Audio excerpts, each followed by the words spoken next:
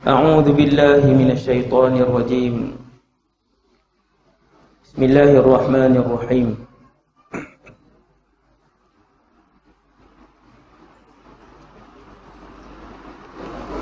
الحمد لله رب العالمين، والصلاة والسلام على أشرف الأنبياء والمرسلين سيدنا وحبيبنا وشفيعنا محمد بن عبد الله الأمين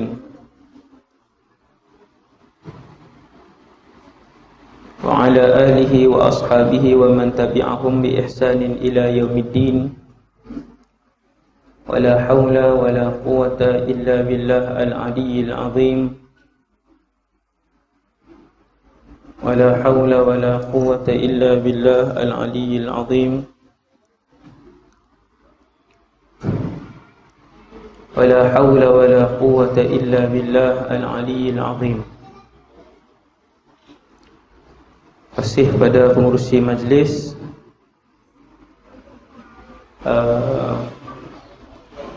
pengurusi surau serta jawatan kuasa, Tuan Imam, para pegawai surau, seterusnya ibu-ibu dan ayah-ayah, muslimin dan muslimat yang dirahmati Allah Subhanahu wa taala sekalian.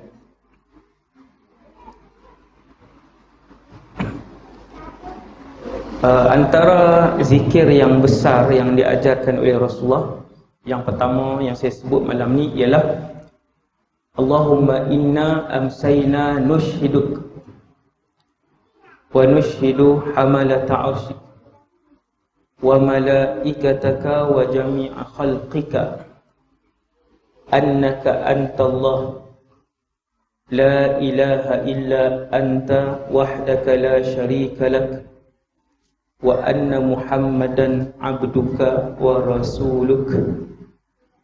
Nabi kata, siapa yang sebut zikir ini sekali, Allah bebaskan 1/4 dari tubuhnya daripada neraka.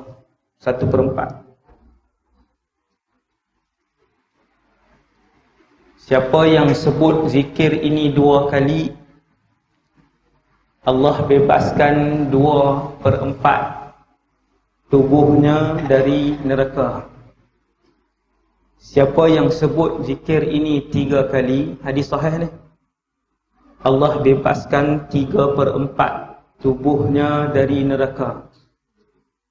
Dan sesiapa yang menyebutkan zikir ini 4 kali, Allah membebaskan keseluruhan dirinya dari neraka. Allahumma inni amsayna nushhiduk, ataupun kalau seorang, Allahumma inni amsaytu ushhiduk wa ushhidu hamalata arsyik wa malaikataka wa jami'a khalqika annaka antallah la ilaha illa anta wahdaka la syarika lak wa anna Muhammadan abduka wa rasul.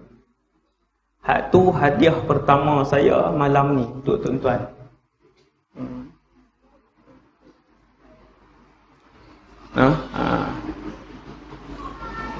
Kemudian yang kedua,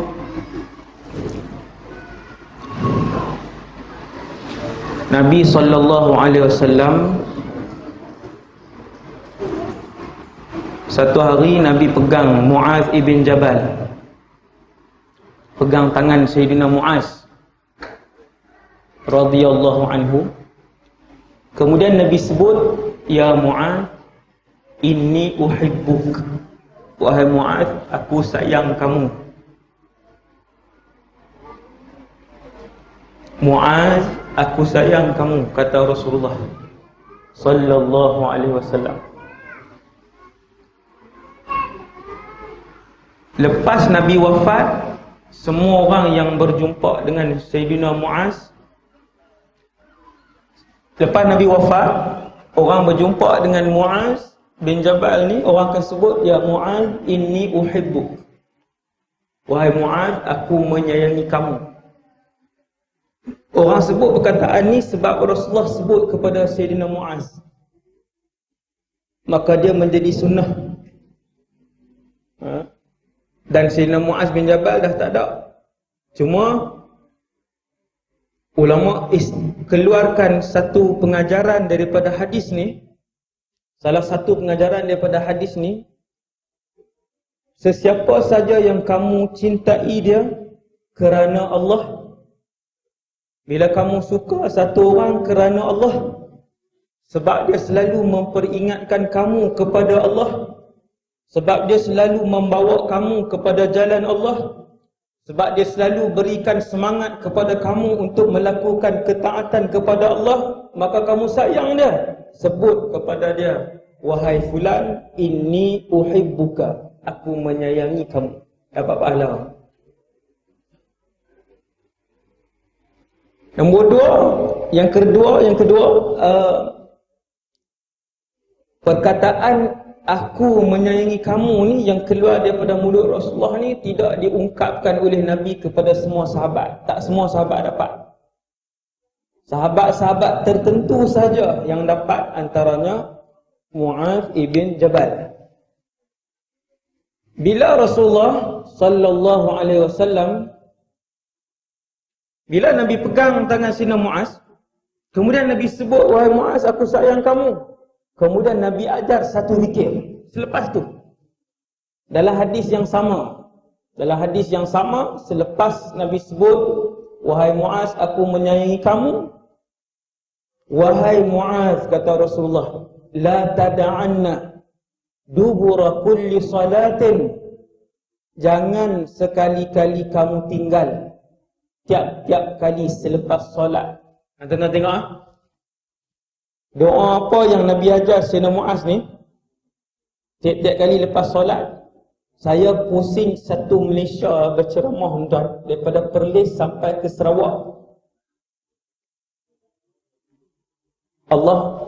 Orang panggil saya berceramah daripada Perlis sampai ke Sarawak. Saya mendapati 99% masjid dan surau tak hidupkan zikir ini. Tak ada imam sebut zikir ni. Yang Nabi ajar betul-betul kepada Mu'adz bin Jabal. Tuan-tuan, tiap-tiap kali saya habis sembahyang, saya tengok imam nak sebut tak zikir ni? Tak ada. Kecuali satu tempat saja yang saya dengar habis solat dia sebut zikir ni. Tempat tu ialah Masjid Matin di Perlis. Bukan hak Wahabi punya, ni hak Ahlu Sunnah wal Jamaah. Walaupun dia di Perlis, tapi dia kubu Ahlu Sunnah wal Jamaah di sana. Masjid Matin, Ustaz Yusaini. Satu-satunya masjid di surau yang saya jumpa lah, yang orang lain saya tak tahu, yang saya jumpa, yang habis solat dia sebut zikir ni. Hadis ni hadis sahih. Zikir ini Nabi ajarkan kepada Sayyidina Mu'adz selepas Nabi ungkapkan perkataan kepada Mu'adz, wahai Mu'adz, aku sayang kamu. Jangan tinggal sekali-kali zikir ni tiap-tiap kali lepas solat. Allahumma a'inni ala zikrika wa syukrika wa husni ibadatik. Buat tak tuan? Tak buat. Allahumma a'inni ala zikrika wa syukrika wa husni ibadatik. Dan zikir lepas solat yang zikir ni saya mendengarnya setiap hari dulu ketika saya belajar di Syria. Waktu belajar di Syria dulu, habis bagi salam, Assalamualaikum warahmatullahi, Assalamualaikum warahmatullahi, tuan-tuan guru kami akan sebut zikir ni. Saya akan dengar, Allahumma inna ala zikrika wa syukrika wa husni ibadatik. Saya pun cari. Sebab waktu belajar di Malaysia, lepas bagi salam kita baca apa? Alhamdulillahilladzi lam yattakhidh kan waladan wa lam yakul lahu syarikun fil mulk wa lam yakul lahu waliyyun minadh-dhulli wa kabbirhu takbira. Yang tu yang kita dengar tok-tok guru, ustaz-ustaz kita baca lepas bagi salam, tapi waktu saya belajar dulu, saya dengar zikir yang berlainan. Saya pun cari. Rupa-rupanya zikir itu adalah wasiat Rasulullah sallallahu alaihi wasallam. Sambil Nabi pegang tangan Sayyidina Mu'adz, Nabi berwasiat, wahai Mu'adz, jangan sekali-kali tinggalkan doa ini. Zikir tu dia doa tu yang bermaksud, ya Allah, bantulah aku untuk sentiasa mengingatimu Ya Allah, bantulah aku untuk sentiasa bersyukur kepadamu.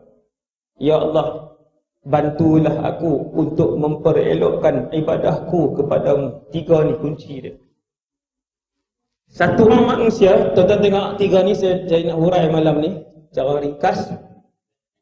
Apabila satu orang Muslim dapat 3 benda ni, maka bahagialah dunia dan akhirat dia selama-lamanya.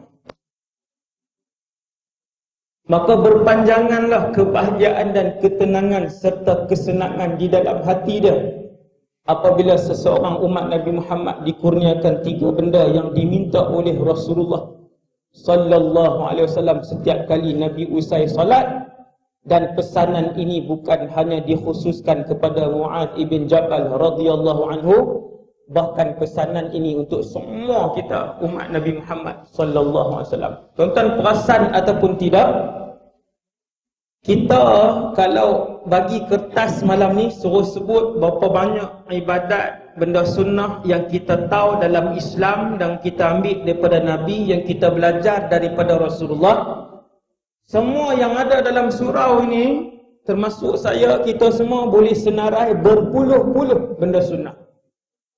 Tapi masalah yang paling utama nombor 1 ialah kita tak buat sunnah yang diajarkan itu.